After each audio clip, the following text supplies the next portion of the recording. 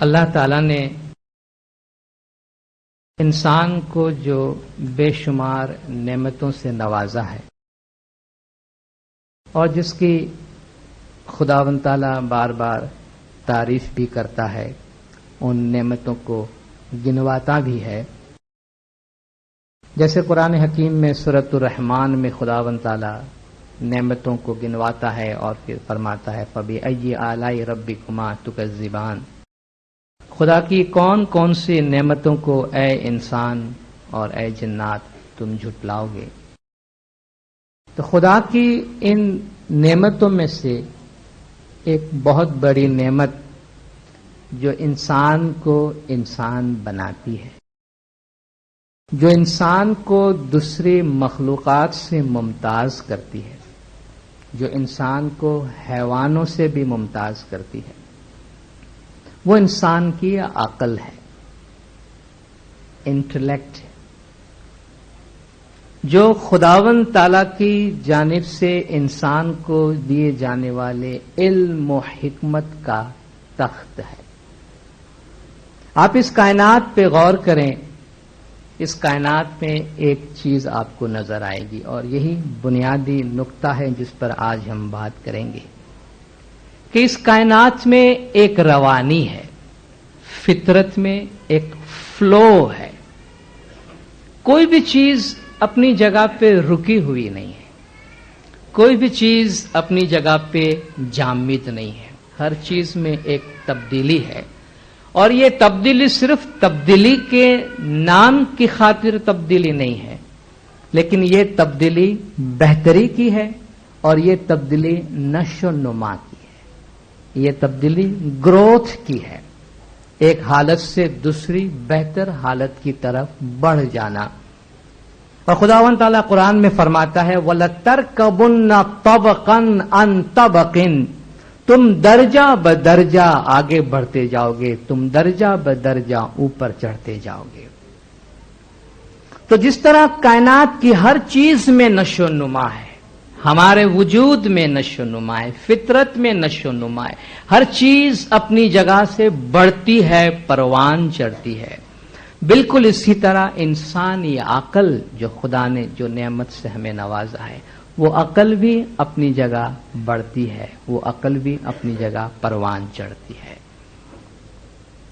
آج سے کئی سال پہلے یا کئی عشر پہلے، اس سے بھی آگے آپ جائیں، انسان اپنے اوپر گزرنے والے حالات کو، اپنے اوپر گزرنے والی تکالیف اور مشکلات کو کسی اور طریقے سے تشریح کیا کرتا تھا، کسی اور طریقے سے اس کی وضاحت کیا کرتا تھا، جس میں وہم و گمان، جس میں کسی قسم کا شک و شبہ، وہم پرستی کا اثر اور وہم پرستی کا عنصر زیادہ ہوا کرتا۔ مثلا پچھلے زمانے میں اگر کسی پہ تکلیف آتی تھی، کسی پہ بیماری آتی تھی، تو انسان اس کو آسمان پہ بسنے والے دیوی دیوتاؤں کی ناراضگی سے تعبیر کیا کرتا تھا۔ تو انسان پر جو بھی تکلیف، آفتیں، مصیبتیں آتی تھی، اس کو انسان اس کی جو وضاحتیں کرنے کی کوشش کرتا تھا، تو شاید انسان کی عقل، انسان کی انٹلیکٹ اتنی پروان نہیں چڑھی تھی، اتنی ترقی یافتہ نہیں تھی، تو انسان اس سے یہ تعبیر کرتا تھا کہ گویا آسمان پہ بیٹھے ہوئے دیوی دیوتا ان سے خوش ہیں یا ناراض۔ اگر کسی زمانے میں کسی موسم میں فصل اچھی ہو گئی، کہا بھئی آج دیوتا ہم پہ خوش ہے۔ اگر گھر میں کوئی بیماری آ گئی، کوئی مصیبت آ گئی، سیلاب ہے، زلزلہ ہے، موت ہے، تو اس موت کو بھی وہ اوپر بیٹھے ہوئے دیوی دیوتاؤں کی ناراضگی سے تعبیر کرتے تھے، اور ان تکالیف اور مشکلات کو دفع کرنے کے لیے ایسی حرکتیں کرتے تھے کہ جو شاید آج کے زمانے میں قابل قبول نہ ہو، مگر حیرت کی بات آج بھی آپ کو نظر آئے گی کہ جہاں ابھی علم و حکمت کا اتنا پھیلاؤ نہیں ہوا ہے، یا جہاں عقل کی باتیں ابھی تک نہیں پہنچی ہیں، وہاں ابھی تک آپ دیکھ رہے ہوں گے کہ زمین پہ آنے والی مشکلات یا آفات کو دفع کرنے کے لیے یا اپنی امیدوں کو پوری کرنے کے لیے دیہاتوں میں ان پڑھ لوگوں میں آپ نے سنا ہوگا کہ باپ نے بیٹے کی بلی چڑھا دی، باپ نے کھیت میں لے جا کر یا کسی دیوی دیوتا کی مندر پہ لے جا کر اپنے بیٹے کو ذبح کر دیا کہ بھئی اوپر سے یہ حکم آیا ہے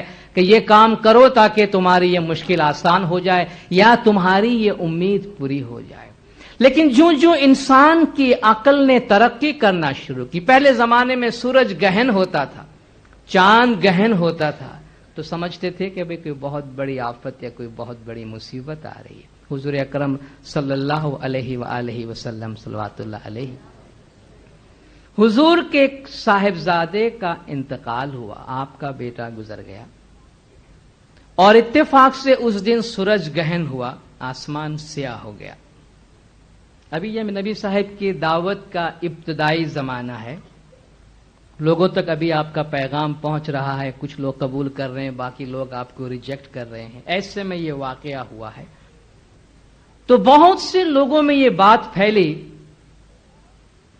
کہ معلوم ہوتا ہے محمد سچا پیغمبر ہے۔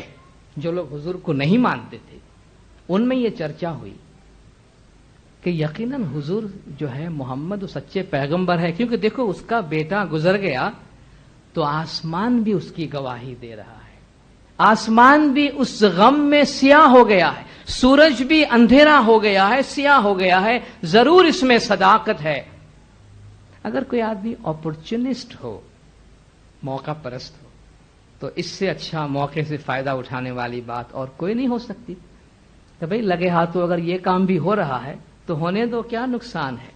حضور تک یہ بات پہنچی کہ یا رسول اللہ، لوگوں میں یہ خبر پہنچنے لگی ہے کہ آسمان، سورج، چاند، ستارے آپ کے بیٹے کی موت میں، آپ کے غم میں شریک ہیں۔ تو حضور اپنے گھر سے باہر نکلے اور جو لوگ موجود تھے ان کو جمع کیا، اور آپ نے فرمایا کہ دیکھو جو کچھ تمہیں آسمان میں اس وقت نظر آ رہا ہے یہ مظاہر فطرت ہیں، یہ نیچر کے فینومینا ہے، اس کا میرے بیٹے کی موت کے ساتھ کوئی تعلق نہیں ہے، اور اس کا تم آپس میں کوئی تعلق پیدا کرنے کی کوشش بھی نہیں کرنا۔ یہ دونوں بالکل مختلف چیزیں ہیں، میرے بیٹے کی موت اپنی جگہ پر ہے اور سورج کا سیاہ ہونا یہ فطرت ہے، لیکن انسان نے گریجولی اس کو معلوم کیا کہ ایسا کیوں ہوتا ہے، اور قرآن حکیم میں بار بار اللہ تعالیٰ نے اس بات پر زور دیا ہے کہ تم اپنی عقل کا استعمال کرو، صرف عقل دیا اتنا کافی نہیں، اپنی عقل کا استعمال کرو۔ تو ماضی میں جو چیزیں ہمارے لیے خوف کا باعث ہوتی تھی، گریجولی جب ہمیں علم حاصل ہوتا رہا، گریجولی جب ہمیں اس کی حقیقتیں معلوم ہونے لگی، بھئی کسی کو بیماری ہو گئی ہے تو ہم خوف کھاتے تھے، ہمیں وجہ معلوم نہیں تھی، تو ہم اس کا علاج کسی اور طرح سے کرنے کی کوشش کرتے تھے۔ آج جب ڈیفینیٹ نالج ہمارے پاس آیا ہے تو ہم پریونٹیو میجرز بھی لیتے ہیں کہ پہلی بات کہ بیماری آئے نہیں اس کا بھی علاج آپ کے پاس ہے، کہ پہلے آپ ویکسینیشنز لگاتے ہیں تاکہ کچھ بیماریاں آنے سے پہلے اس کے لیے ہم رکاوٹیں پیدا کریں۔ یہ باتیں علم سے ممکن ہوئی، اور بیماری آنے کے بعد تدارک کرنے کے جو راستے ہیں وہ بھی ہمیں دریافت ہوئے، آج ہم علاج بھی کرواتے ہیں، اور یہ سلسلہ آگے سے آگے بڑھتا جا رہا ہے۔ تو یہ جو ایک انجان قسم کی، بے بنیاد قسم کی خوف کی باتیں جو تھی، وہ آہستہ آہستہ عقل کی وجہ سے، علم کی وجہ سے، حقیقت معلوم ہونے کی وجہ سے آہستہ آہستہ وہ ختم ہوتی گئی۔ مگر آج بھی انسان پہ خوف و ہراس طاری کرنے والی چیزوں میں سے جو سب سے بڑی چیز ہے وہ موت ہے۔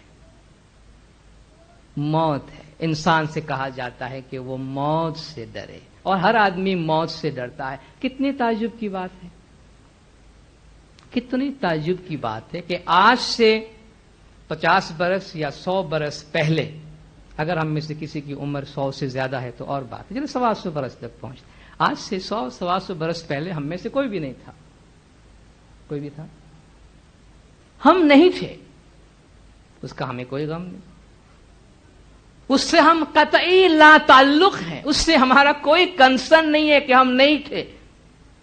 مگر آج سے 50-100 برس کے بعد ہم نہیں ہوں گے، اس کا ہمیں کتنا خوف ہے، کتنی عجیب سی بات ہے. جس حالت میں ہم تھے پہلے وہ ہمیں پریشان نہیں کر رہی، جس حالت میں ہمیں واپس جانا ہے ہم اس سے بہت خوف کھاتے ہیں. کیوں؟ اس لیے کہ نالج کی کمی ہے. حضرت امام جب فیتھ اور انٹلیکٹ کی ایک ساتھ بات کرتے اس کی وجہ کیا ہے کہ فیتھ میں جو باتیں، ایمان میں جو باتیں، عقیدے میں جو باتیں بہت پہلے کہہ دی گئی ہیں، عقل اس کو کھولنے میں ٹائم لیتا ہے. عقل اس کو کھولنے میں ٹائم لیتا ہے. آج ہمارے عقیدے میں، ہمارے ایمان میں ہم کو یہ بات بتا دی گئی ہے کہ انسان کو گھبرانے کی کوئی ضرورت نہیں ہے. اگر ہم موت سے ڈرتے ہیں تو اس کی ایک بہت بڑی وجہ ہے کہ ہم یہ سمجھتے ہیں کہ ہم ہستی سے نیستی میں چلے جائیں گے. ٹھیک ہے نا؟ ہمارا خوف کی وجہ یہ ہے نا. دوسرے ہمارے اعمال ہوتے ہیں. آپ دیکھیں خدا موت سے ڈرنے کی اتنی بات نہیں کرتا جتنی خدا کے سامنے حاضر ہونے سے ڈرنے کی بات کرتا. ہم کہتے ہیں کہ قیامت سے ڈرو، خدا کے حضور میں حساب کتاب دینے سے ڈرو. موت سے ڈرنے کی ضرورت نہیں. اعمال اچھے ہیں تو پھر پریشان ہونے کی ضرورت نہیں. تو ہمارے عقیدے میں، ہمارے علم میں، ہمارے ایمان میں ہمیں یہ بات بتا دی گئی ہے کہ وَمَا الْحَيَاةُ الدُّنْيَا إِلَّا لَهْوٌ وَلَعِبٌ وَإِنَّ الدَّارَ الْآخِرَةَ لَهِيَ الْحَيَوَانُ لَوْ كَانُوا يَعْلَمُونَ. یہ دنیا کھیل اور تماشا ہے. یہ دنیا کچھ بھی نہیں مگر کھیل اور تماشا ہے. مگر آخرت کا جو گھر ہے، ان الدار الآخرۃ لہی الحیوان، یہ زندہ ہے. ہم جو اس زندگی میں انسانی روپ میں آئے ہیں، مولانا نے اس کی مثال دی ہے کہ life is a short passage in eternity. ایک دائمی سفر ہے ہماری روح کا. ہماری روح ابدی ہے، ہمیشہ سے ہے. درمیان میں اب ہم اس حالت میں ہے. مسئلہ یہ ہے کہ ہمیں ہمارا ماضی یاد نہیں ہے، ہمیں ہمارا پچھلا سفر یاد نہیں ہے، اور آئندہ سفر کیا ہونے والا اس کے بارے میں ہم ڈاؤٹ میں ہے. اس کے بارے میں ہمیں شک ہے، اس کے بارے میں ہمیں یقین نہیں ہے. اس لیے ہم ڈرتے ہیں، گھبراتے ہیں، پریشان ہوتے ہیں. آج ہماری حالت ایسی ہے کہ اگر ہمارے پاس کوئی ڈیفینیٹ نالج، ڈیفینیٹ انفارمیشن آ جائے جس کا ہم تجربہ کر سکیں تو پھر تو کوئی مسئلہ نہیں تھا، پھر تو کوئی مسئلہ نہیں ہے. مگر پرابلم یہ ہے کہ ڈیفینیٹ نالج موت کے بارے میں نہیں ہے. ہماری مثال ایسی ہے جیسے ماں کے پیٹ میں ایک بچہ ہوتا ہے. اس دنیا سے اس دنیا میں ہمارے سفر کی ایک بہترین مثال اس میں دی جا رہی ہے. ماں کے پیٹ میں جب ایک بچہ پروان چڑھ رہا ہوتا ہے تو وہ اس بچے کی بہترین جگہ ہوتی ہے، اس بچے کے خیال کے مطابق، اس بچے کی سوچ کے مطابق وہ بہترین جگہ ہے کہ وہاں اس کی پوری پرورش ہو رہی ہے، شکم مادر میں ہے، اس کی ضرورت اس کی ماں پوری کر رہی ہے، اس کو پریشان ہونے کی کوئی ضرورت نہیں. مگر شکر ہے خدا کا، یہ خدا کا قانون ہے، یہ خدا کی حکمت ہے. وہاں جو خدا نے ٹائم لیمٹ رکھا ہے اس کو کوئی کوسچن نہیں کرتا، اس کو کوئی سوال نہیں کرتا. کیوں کہ ہم کہتے ہیں وہ کریشن کا پروسیس ہے، وہ تخلیق کا پروسیس ہے. مگر یہاں جب ٹائم لیمٹ رکھا گیا ہے تو ہم اس کو ایکسٹینڈ کرنے کی کوشش کرتے ہیں، ہم اس کو قبول کرنے کو تیار نہیں ہوتے ہیں. کیوں؟ کیونکہ ہماری پوزیشن اس بچے جیسے. شکر ہے خدا کا، خدا نے وہاں ٹائم لیمٹ رکھا ہے تاکہ وہ اپنے کریشن کے، اپنے پروگریس کے سیکنڈ مرحلے میں آ سکے. اگر اس ماں کے پیٹ میں کسی بچے کو جا کر کوئی یہ کہے کہ کہاں اس اندھیری دنیا کے اندر تو پڑا ہے، خون پی رہا ہے، غلاظت کے اندر پڑا ہوا ہے، اگر کوئی کمیونیکیٹ کر سکے، اس کے ساتھ بات کر سکے کہ تو کہاں یہ خون میں اور غلاظت میں پڑا ہوا ہے، باہر نکل اور دیکھ تیرے لیے کتنی روشن دنیا موجود ہے، شاید وہ بچہ کہے گا کہ میرے لیے اس سے اچھی دنیا کوئی نہیں، میرے لیے اس سے اچھی دنیا کوئی ہو ہی نہیں سکتی. اور شاید اگر اس بچے کے ہاتھ میں ہوتا تو وہ خود باہر قدم رکھنے کو کبھی تیار نہیں ہوتا. मगर ये क्रिएशन का प्रोसेस है, ये आगे बढ़ने का, प्रोग्रेस करने का रास्ता है। लेकिन जिस दिन वो बच्चा अपना कदम बाहर रखता है तो उससे यकीन आता है कि अगर मुझे कोई अंदर ये कह रहा था कि अंधेरी दुनिया से निकल और रोशनी के दुनिया में आ जा, तो वो सही कह रहा था कि मैं शिकमे मादर से निकलकर इस दुनिया में आया हूं, एक वसी दुनिया में आया हूं। हमारे दाई, हमारे पीर हमें बताते हैं कि उस दुनिया के मुकाबले में ये दुनिया मां का पेट है। हमारी अबदी जिंदगी के मुकाबले में, हमारी आखिरत की जिंदगी के मुकाबले में, हमारे इटर्नल लाइफ के मुकाबले में ये दुनिया मां के पेट की तरह है। गलाजत में हम पड़े हैं, खून पी रहे हैं, मगर समझते हैं बहुत अच्छा है, समझते हैं बहुत अच्छा है। और जिस तरह हमारे दाई, पीर, कुरान, ज्ञान, फरमान जो कुछ हमें कह रहे हैं, वो हमें यही कह रहे हैं कि बाबा इसमें से बाहर निकल के देखो, इस दुनिया से बाहर निकल के देखो, कितनी बड़ी रोशन दुनिया है। हम कहते नहीं बाबा, हमको यहां से बाहर नहीं जाना है, हमारी यही रोशन दुनिया है। शुक्र है खुदा का कि यहां भी टाइम लिमिट रखा है। वहां 9 महीने में बंदा बाहर कदम रखता है, तो यहां 90 साल 100 साल में बंदे को मजबूर किया जाता है कि इससे ज्यादा तू सड़ेगा, यहां रहना तेरे लिए अच्छा नहीं है, क्योंकि तू नेचर के प्रोग्रेस का जो प्रोसेस है उसको तू झुटलाने की कोशिश न कर। तो जब इस मां के शिकम से कोई बाहर निकलता है, मौला फरमाते हैं कि इसके मुकाबले की कोई चीज नहीं है इस दुनिया के अंदर। मौला के पास जब लोग रोते हुए गए हैं, कोई बीमार है, अपनी बेटी के लिए खत लिखा है, मौला मेरी बेटी की सेहत बहुत खराब है, नहीं मालूम क्या होगा, उसका रिपोर्ट बहुत खराब है। मौला ने फरमाया तुम्हें तुम्हारी बेटी के मुस्तकबिल के बारे में फिक्रमंद होने की जरूरत नहीं है, वो दुनिया इस दुनिया के मुकाबले में बड़ी वसी है और इटर्नल है। तुम्हें याद रखना चाहिए कि इस दुनिया की जिंदगी उस दुनिया के मुकाबले में एक छोटा सा पैसेज है। मौलाना हाजिर इमाम ने तरीका बोर्ड को जब हिदायत की थी कि मैयत के मौके पे कुरान शरीफ पढ़ने का एहतमाम किया जाए, और आयत तो शिफा की जो किताब तैयार की गई जिसमें मौला की हिदायत के मुताबिक कुरानी आयात हैं, उस वक्त मौला ने कुछ हिदायत दी थी। इमाम ने फरमाया देखो कुरान हकीम कितनी फयाजी के साथ दूसरी दुनिया की जो वुसअत है, दूसरी दुनिया की दायमियत है, अल्लाह की वुसअत की बात करता है। और इंसान इस दुनिया में जो कुछ गंवाता है वो उस दुनिया में हासिल करता है। Death is a temporary separation, मौत एक आर्जी जुदाई है। मैं शुरू में इंटेलेक्ट, अकल की प्रोग्रेस के इल्म की बात कर गया और मौत की बात कर गया। इसकी वजह क्या है? और इसकी वजह यह है कि आज दुनिया के मुख्तलिफ मैदानों में इल्म और अकल ने तरक्की की है, उसके साथ साथ एक और मैदान में रिसर्च हुआ है जो मौत का मैदान है। मौत पर रिसर्च हुआ है। मौत पे कैसा रिसर्च हुआ? आज तक हम बातें सुनते आए हैं और हम चाहते हैं कि कोई ऊपर से आके हमको बताए कि वहां कैसा है, लेकिन अभी तक वहां की पूरी इंफॉर्मेशन नहीं आई है।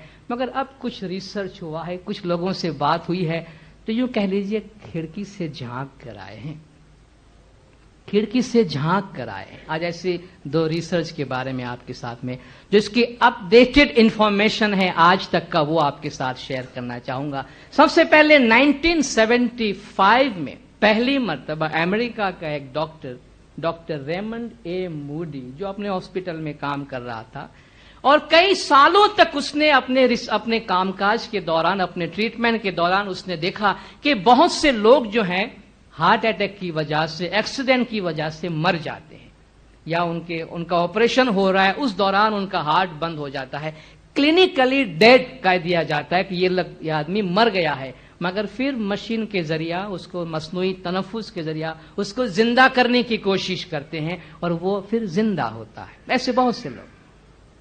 तो उसने 1975 में ऐसे कई लोगों का रिसर्च करके उसने पहली किताब शाया की, पहली मर्तबा, life after life, doctor Raymond ए मूडी। ये ऑल टाइम बेस्ट सेलर ये किताब साबित हुई। لاکھوں کروڑوں کاپیاں اس کی بکی ہے. اس میں اس نے یہ ریسرچ کیا ہے کہ جو لوگ مر جاتے ہیں تھوڑی دیر کے لیے اور پھر وہ زندہ ہوئے ہیں، اس نے ان سے باتیں کی ہے. اس نے ان سے باتیں کی ہے کہ یہ جو 10 سیکنڈ یا 10 منٹ یا 15 منٹ یا آدھا گھنٹہ، آپ کو حیرت ہوگی ایسا کیسے ہو سکتا ہے، ابھی تو 2 دن کے بعد بندے زندہ ہوئے ہیں اور اس کی رپورٹنگ آئی. آگے آگے دیکھیے کیا کچھ ہوتا ہے. آپ کہیں گے یہ سب کچھ امریکہ میں ہوتا ہے کیا؟ یہ ریسرچ وہاں ہو سکتے ہیں جہاں فنڈز اویلیبل ہو، جہاں انفراسٹرکچر ہو. یہ تجربات، یہ ایکسپیرینس خالی ویسٹرن کنٹریز کے لوگوں کو نہیں ہوتے، مگر ان ایکسپیریمنٹس پہ تجربہ کرنے کے لیے فنڈ چاہیے، حالات چاہیے، ماحول چاہیے، جو مسلم ممالک میں یا ہمارے کنٹریز میں نہیں ہیں ابھی تک. اس لیے یہاں ایسے ریسرچ ہو نہیں رہے ہیں، ہو نہیں سکتے فی الحال. اس لیے یہ کام کاج وہاں زیادہ ہوتا ہے. تو اس نے ایسے بہت سے لوگوں سے باتیں کر کے انہوں نے جو تجربات بتائے وہ تجربہ اس نے اس کتاب میں شائع کیے. اس کے بعد کئی اور لوگوں نے اس پہ تجربات کیے اور کئی اور کتابیں شائع ہوئی. اور ابھی 1997 میں اس کا اپ ڈیٹڈ اکاؤنٹ آیا، ڈاکٹر ریمنڈ ایم موڈی کی لائف آفٹر لائف، اور اس کے بعد reflections on life after life. یہ 2 خاص کتابیں شائع ہوئی. اب recently P M H Atwater نام کی خاتون نے 22 سال تک ریسرچ کیا. 22 سال تک اس ریسرچ کو آگے بڑھایا ڈاکٹر ریمنڈ موڈی نے کیا تھا، اور کئی ہزار لوگوں پہ اس نے ریسرچ کیا ہے، جس میں کئی سیکنڈ سے لے کر اور 1 دن، 1.5 دن، 2 دن تک مردہ رہنے کے بعد پھر سے زندگی میں آنے والے لوگوں سے اس نے انٹرویو کیا. بہت ہی سائنٹیفک پروسیس کے ساتھ اس نے انٹرویو کیے ہیں اور ان کی ساری باتیں اس نے ریکارڈ کی ہے. اور ان تجربات کے نتیجے میں جو باتیں وہ سامنے لے کر آئے ہیں، اس میں کچھ 6، 7، 8 ایسی موٹی موٹی باتیں ہیں جو بہت کامن ہے. کہتے اس میں کرسچن بھی ہے، اس میں یہودی بھی ہے، اس میں مڈل ایسٹرن کنٹریز کے لوگ بھی ہے، ملیشیا کے لوگ بھی ہے. اب یہ ریسرچ کا دائرہ جو ہے وہ گریجولی کھلتا جا رہا ہے اور بڑھتا جا رہا ہے. اور مجھے بہت خوشی ہے کہ پچھلے دنوں میں ایک جماعت خانے میں یہ واعظ کیا اور ایک اسماعیلی شخص آ کر مجھے کہتا ہے، پہلی مرتبہ یہ ہمارے جماعت سے بات آئی کہ میں اس تجربے سے گزرا، اور جو باتیں یہ بتا رہے ہیں اس میں سے یہ 3-4 باتیں میں کنفرم کرتا ہوں کہ میرے ساتھ بھی گزری. اب دیکھیں لوگوں تک جب یہ باتیں پہنچتی ہے تو لوگ کھلنا شروع ہوتے ہیں. تو یہ جو کتاب ابھی شائع ہوئی ہے، بیونڈ دا لائٹ، کتاب کا نام ہے، P M H Atwater کی کتاب ہے، بیونڈ دا لائٹ. اس میں اس نے جن لوگوں کے اوپر ایکسپیرینس کیا ہے، اس نے جن لوگوں کے انٹرویوز کیے ہیں، ان کے اکاؤنٹس اس نے شائع کیے ہیں. اس میں 7-8 ایسی موٹی موٹی باتیں ہیں جو سب میں کامن ہے. ویسے ہر ایک کا اپنا اپنا ایکسپیرینس ہے. اچھا، یہ کون سی مدت ہے؟ وہ مدت جس دوران کلینیکلی میڈیکل پوائنٹ آف ویو سے کہہ دیا گیا کہ یہ مر گئے ہیں. اس کے بعد جب وہ زندہ ہوئے تو ان سے یہ پوچھا گیا کہ اس دوران کی جو آپ کی کیفیت ہے وہ آپ بتائیں کہ آپ پہ کیا گزری. تو یہ جو 7-8 موٹی موٹی باتیں ہیں، سب سے پہلی بات انہوں نے یہ کہی کہ ہم نے یہ محسوس کیا کہ جب ہم مر گئے یا جب آپ نے ہمیں مردہ قرار دیا تو ہم اپنے باڈی سے نکل آئے، ہم اپنے جسم سے باہر نکل آئے، فلوٹنگ پوزیشن میں آ گئے. اچھا، آپ کے اس کا ثبوت کیا ہے بھئی آپ باڈی سے نکل گئے؟ یہ ریسرچ ویسے نہیں ہوتا ہے کہ بھئی اس دوران جو باتیں بتایا اس کی کنفرمیشن کیا ہے. اس کی کنفرمیشن یہ ہے کہ وہ کہتے ہیں خاص طور پر آپریشن تھیٹر میں، آپریشن کے ٹیبل پہ جو لوگ مر گئے تھے، ظاہر ہے وہ تو پہلے ہی ان کو بے ہوش کیا ہوا ہوتا ہے یا آدھے پونے وہ مردے حالت میں ہوتے ہیں، اس دوران ان کو کیا ہوش ہوتا ہے. مگر انہوں نے کہا کہ ہم اپنی باڈی سے باہر نکلے اور سیلنگ پہ، چھت پہ کسی کونے میں جا کے ہم نظارہ کرتے رہیں کہ اب آپ لوگ کیا کر رہے ہیں. اور جو کچھ انہوں نے اس باڈی کے ساتھ کیا، ٹھیک ہے میں مر گیا ہوں لیکن مرنے کے بعد زندہ ہو کر میں آپ کو بتاتا ہوں، آپ نے مجھے یہاں سے کہا، یہاں سے کہتا، یوں کیا، آپ نے اس سے یہ مانگا، اس سے یہ مانگا، اس سے یہ مانگا، اس نے یہ کہا، اس نے یہ کہا، آپ نے یہ پوچھا، اس نے یہ جواب دیا، صحیح ہے؟ کہا صحیح ہے. آپ کے ذہنوں میں کیا خیالات گزرے وہ بھی بتا دیں، وہ بھی بتا دیں. آپ نے یہ سوچا، آپ نے یہ سوچا، آپ نے یہ سوچا اور آپ نے یہ سوچا. کہتے ہیں صحیح ہے. یہ کیسے ممکن ہے کہ وہ ٹائم اور اسپیس کی جو باؤنڈری ہے اس سے ہم باہر نکل گئے تھے. یہ جو آپ کا وقت اور جگہ کا کانسیپٹ ہے، ایک دفعہ جسم چھوڑنے کے بعد نہ زمان ہے نہ کہتے مکان ہے، بس ہم ایک دوسری پوزیشن میں ہے. مگر وہاں ہم سب کچھ دیکھ رہے تھے کہ آپ نے ہمارے جسم کے ساتھ کیا کیا اور کس نے کیا کیا باتیں کی میرے بارے. دوسری بات انہوں نے کی، تقریباً سب نے جو محسوس کیا روح کو جسم سے باہر نکلتے ہوئے، دوسرا تجربہ انہوں نے یہ کیا کہ گویا ہر ایک ٹنل میں سے بہت تیزی کے ساتھ باہر نکلتے جا رہے ہیں. ایک ٹنل ہے، سرنگ ہے، اس سرنگ میں سے گزر رہے ہیں.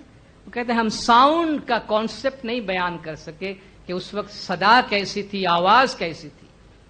کہ ساؤنڈ کا یہ کانسیپٹ لے لیجئے کہ جیسے تیز ہوا بہ رہی ہے، تیز ہوا چل رہی ہے، اس ہوا کی طرح ہم فلو ہوتے ہوئے ایک ٹنل سے نکل رہے ہیں. ٹنل سے، بلیک ٹنل سے، ڈارک ٹنل سے ہم باہر نکل رہے ہیں. اور اس ڈارک ٹنل سے باہر جب ہم نکل رہے ہیں تو تقریباً سب نے یہ محسوس کیا کہ ایک بہت ہی نورانی ہستی، بعض لوگوں نے اس سے ہستی کہا، بعض لوگوں نے فرشتہ کہا، بعض لوگوں نے کہا کہ بس لائٹ لائٹ اور لائٹ، چکا چوند کر دینے والی، آنکھوں کو، نظروں کو خیرہ کر دینے والی روشنی، روشنی اور روشنی کا اس کے سوا کچھ نہیں.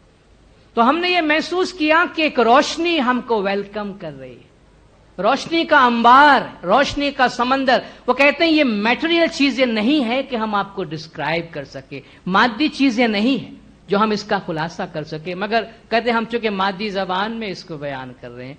تو ہم نے یہ محسوس کیا کہ جو ہمیں ویلکم کر رہا ہے، کر رہی ہے، جو کچھ بھی وہ لائٹ ہے، نمبر 1.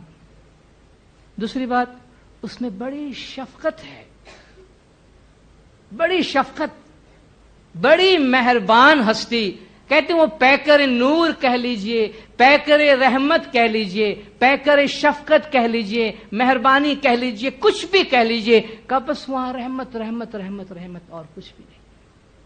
کہ ہم اس کیفیت سے گزرتے جا رہے تھے اور اس کیفیت میں ہم کو ویلکم کیا گیا. وہ لوگ جن کے اعمال اچھے تھے، جو کہتے ہیں زندگی میں ہم نے کوشش کی کہ برے نہ بنے، ان کی کیفیت ان لوگوں سے جن میں گلٹی فیلنگ تھی کہ بھئی ہم اعمال کے لحاظ سے کہہ نہیں سکتے ہم اچھے تھے یا کیسے تھے، ان کی تھوڑی پریشانیاں تھیں. وہ ذرا غمگین محسوس کر رہے تھے اپنے آپ کو، وہ لونلی محسوس کر رہے، اکیلا پن محسوس کر رہے تھے. یہ فرق جو ہے اعمال کے لحاظ سے تھوڑا ہمیں محسوس ہوا. تیسری بات، قرآن شریف کی جو آیت ہے، فَمَن يَعْمَلْ مِثْقَالَ ذَرَّةٍ خَيْرًا يَرَهُ وَمَن يَعْمَلْ مِثْقَالَ ذَرَّةٍ شَرًّا يَرَهُ. جو رائی کے دانے جتنا نیکی کرے گا وہ اس کو دیکھے گا، جو رائی کے دانے جتنا برائی کرے گا وہ اس کو دیکھے گا. یہ بات سب نے انویریبلی سب نے کہی کہ ایک لمحے میں، کہتے وہاں ٹائم کا کانسیپٹ نہیں ہے، مگر جس لمحہ جسے آپ موت کہتے ہیں، جس میں ہم اپنے باڈی سے الگ ہوئے، ہم نے جسم پر دوسری دنیا میں گئے یا دوسرے ریلم میں گئے، کا اس لمحے ہم نے کیا کہ ایک گھڑی کے اندر ساری زندگی کا فلیش بیک، ساری زندگی کا فلیش بیک نظروں کے سامنے سے گزر گیا.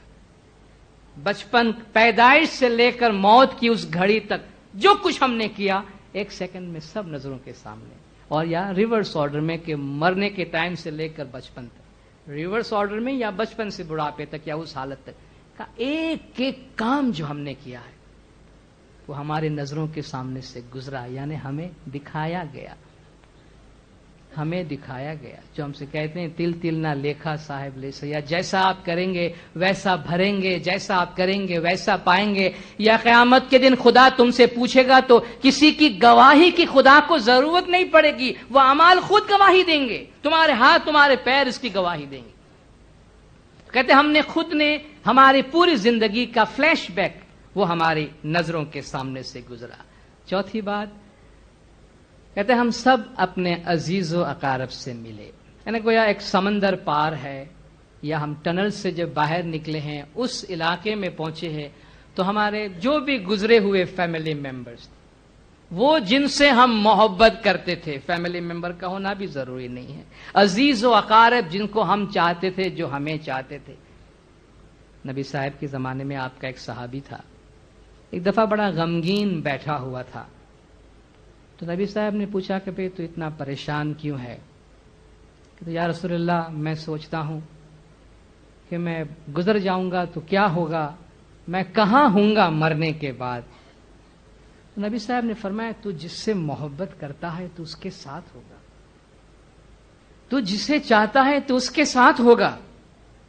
کہتا یا رسول اللہ دنیا میں تو میں آپ سے محبت کرتا ہوں، میری تو آپ کی ذات سے محبت ہے. حضور نے فرمایا جس سے محبت رکھتا ہے تو اس کے ساتھ ہوگا، تو جس سے پیار رکھتا ہے اس کے ساتھ ہوگا. کہتے ہمارے فیملی ممبرز، دوست، عزیز و اقارب، یہاں تک کہ وہ حیوانات، وہ پیٹس جو لوگ گھر میں پالتے ہیں، کہتے وہ بھی جو گزر گئے تھے اگر ہمارے فیملی کے اندر سے، وہ حیوانات جن کو ہم نے پالا تھا گھر میں، کہتے ان سے بھی ہماری ملاقات ہوئی. حضرت امام نے فرمایا کہ دنیا میں انسان جو کچھ حاصل نہیں کر سکا ہے وہ سب کچھ وہاں حاصل کرتا ہے. Life is a temporary separation.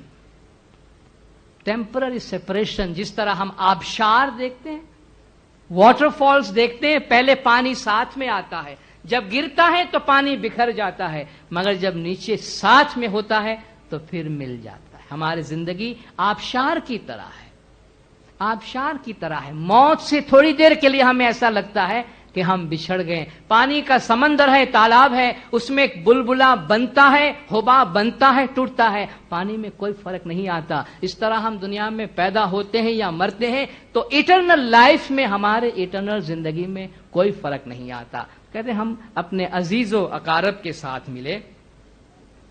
پانچویں بات کا ہم میں سے اکثر نے یہ کہا، سوائے کہ کچھ لوگوں کے کمٹمنٹ کی بات،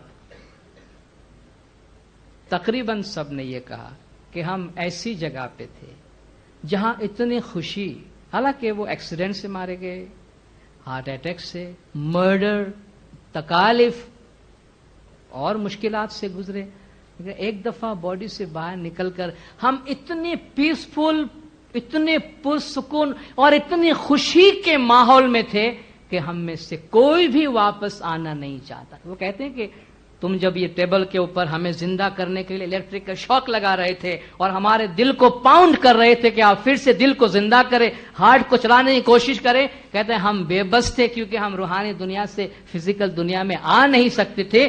ہمارا جی چاہ رہا تھا کہ نیچے آئیں اور آپ سب کو دھکا مار کے بھگائیں کہ لیو می الون، چھوڑو ہم کو اکیلا، ہم جہاں ہیں بہت خوش ہیں، ہم کو نہیں آنا ہے اس دنیا کے اندر واپس.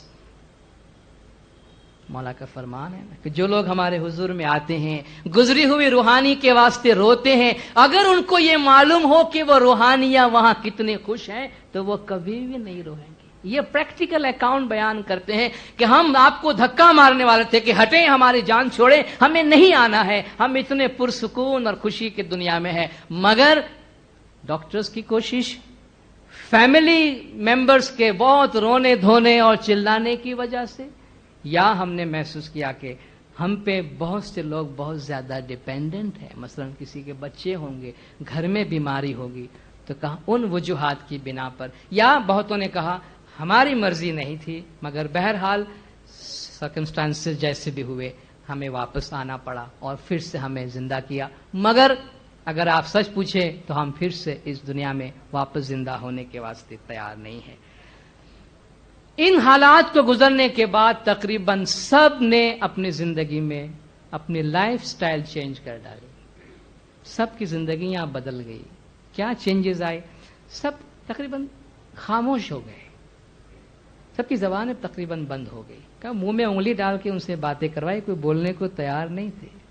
خاموشی اختیار کی، سوبر ہو گئے لائف کا. بس ہمیں پتہ چل گیا ہے کہ یہ زندگی کیا ہے اور وہ زندگی کیا ہے. کا بس لائف، زندگی با مقصد اور با معنی بن گئی. اب یہ زندگی ہمیں دھوکہ نہیں دے سکتی.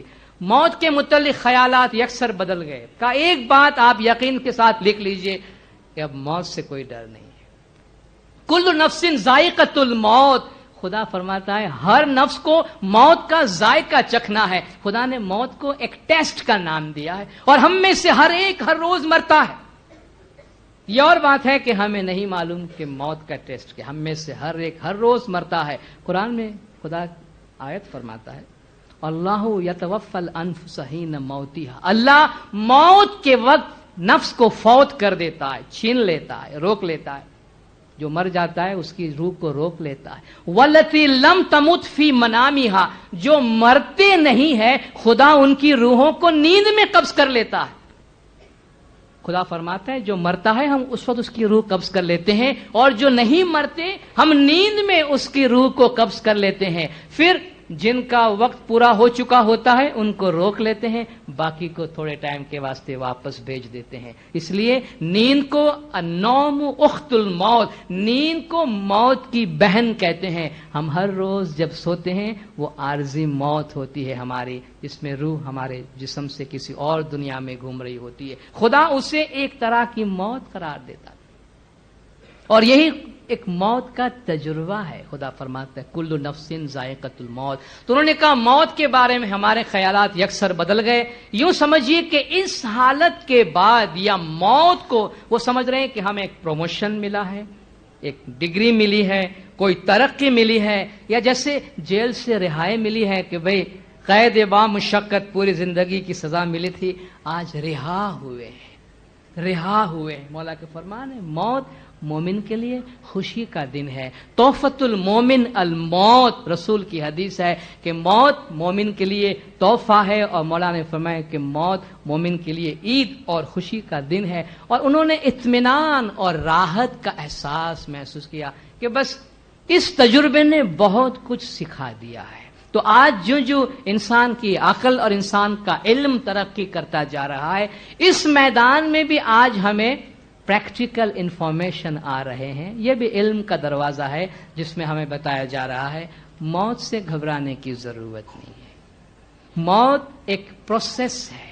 موت کو سمجھے ہیں غافل اختتام زندگی, موت کو سمجھے ہیں غافل اختتام زندگی ہے. یہ شام زندگی صبح دوام زندگی.